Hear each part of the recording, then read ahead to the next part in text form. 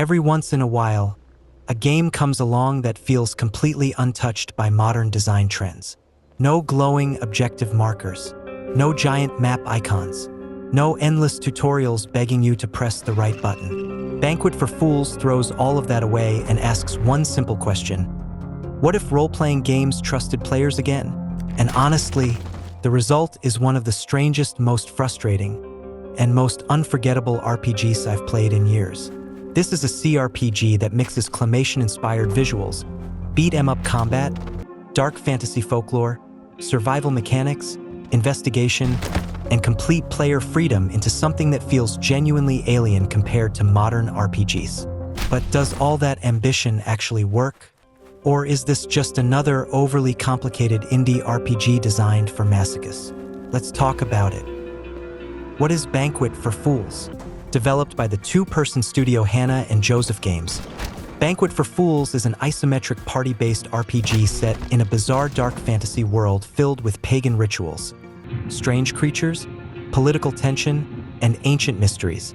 You play as a group of island guards investigating disappearances across a newly settled land known as Invamona. But describing the plot doesn't really explain what makes this game special, because this game is less interested in telling you a cinematic story and more interested in making you feel like you're actually surviving inside a dangerous, confusing world. There's no quest log, no dialogue history, no go here next objective markers. If someone tells you, "Meet me near the ruined shrine west of the marsh at dusk," the game fully expects you to remember that, or write it down yourself. And that design choice alone is probably going to decide whether you love this game or absolutely hate it. The atmosphere in Banquet for Fools is genuinely incredible. Everything feels tactile. Characters move like handcrafted figurines. Creatures twitch unnaturally. Armor clinks. Mud squishes beneath footsteps. And the entire world feels somewhere between a fairy tale and a nightmare.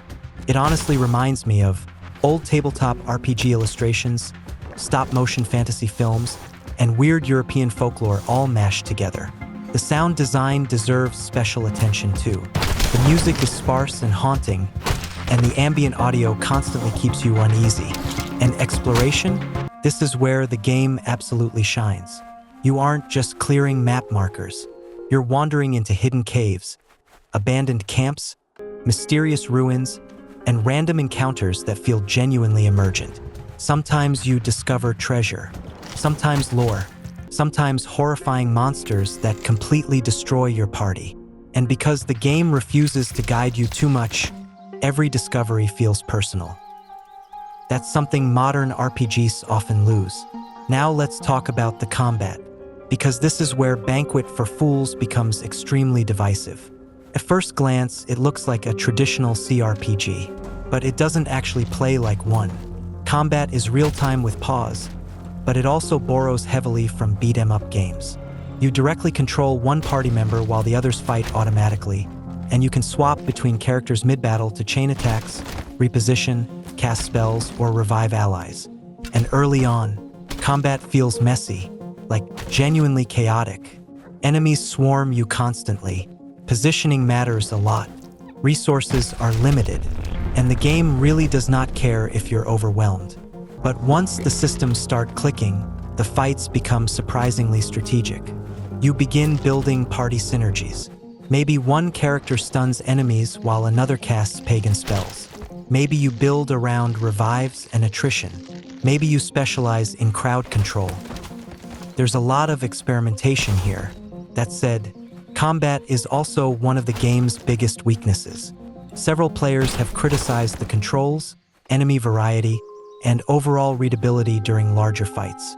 And I understand that criticism completely. Some battles feel brilliantly improvised. Others feel like complete chaos where you barely understand what killed you. Whether that feels immersive or frustrating probably depends on your tolerance for old-school RPG jank. One mechanic I absolutely love is how the game handles morality and consequences. You're technically guards enforcing law across these islands. So after defeating enemies, you can kill them, spare them, or report them to a prison colony for rewards. But here's the twist. If you accuse innocent people, you get punished. That kind of systemic role-playing is rare now. The game constantly encourages experimentation instead of scripted outcomes. You can steal from people, break laws, solve quests in strange ways, ignore major storylines entirely, and because there's very little hand-holding, your playthrough starts feeling uniquely yours. The downside is that the narrative itself can sometimes feel vague or disconnected. Some players love the mystery, others feel like they spend half the game confused. Honestly, both reactions are fair. Here's the reality. Banquet for Fools is not designed for everyone. This game can be exhausting. You spend a lot of time wandering. A lot of time. Sometimes the clues are too vague. Sometimes the pacing drags. Sometimes basic quality of life features feel intentionally absent. And accessibility is another issue. UI scaling and readability have been criticized by multiple reviewers and players. This is a game that actively resists convenience.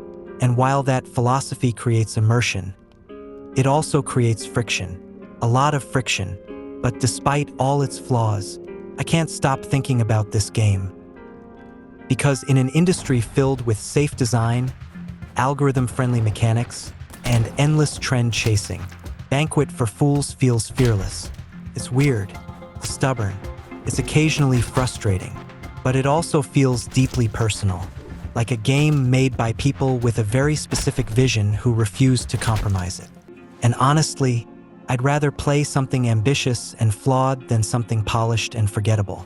If you love old-school CRPGs, immersive sims, experimental RPG design, or games that trust players to figure things out themselves, there's a very good chance this becomes one of your favorite RPGs of the year. But if you want streamlined progression, constant rewards, and modern convenience features, this game might drive you insane. Either way, you probably won't forget it. So that's my review of Banquet for Fools. Have you played it yet? Did you love the lack of hand-holding? Or hate it? Let me know in the comments. And if you enjoyed this review, subscribe for more deep dives into RPGs, immersive sims, and weird indie games that deserve more attention. Thanks for watching. I'll see you in the next one.